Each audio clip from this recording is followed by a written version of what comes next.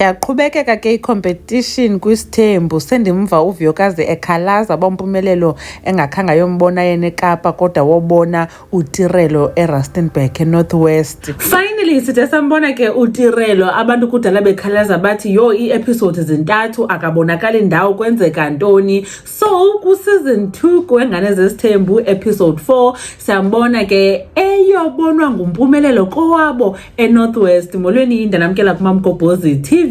Njengoba sitsho ke ku-episode 4 weZingane Zesithembu sibona umpumelelo esurprise uTirelo ngokuthi ayombona kowabo, uyamfonela uthi mama ngicela uphume phandle ndilapha. Wavakala uTirelo ethuke nyani efonini ba hayibo Mpumelelo khaya kudlala lapha nyani, wabesithi uMpumelelo ndilapha.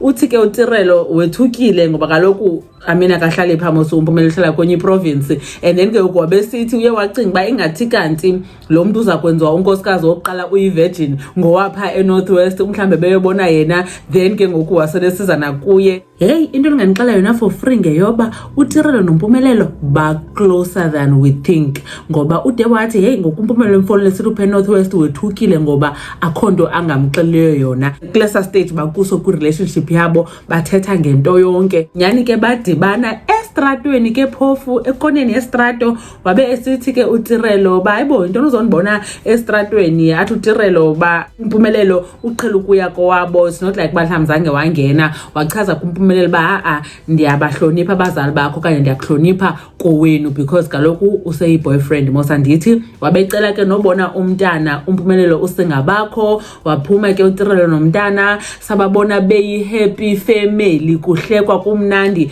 which is the opposite esesibone ke phakathi uMpumelelo noVuyokazi. Bona they are always fighting, that hey sengxakini uVuyokazi sana because uMpumelelo onwabile on the other side. Abanye ke abantu bathi it's because uTirelo usemtsha, niyazi ke mos umtshayelo omtsha utshayela ngcono kunomdala, naye it's just a matter of time before zikhale nakuye. So wathi ke uMpumelelo mabahambe botya.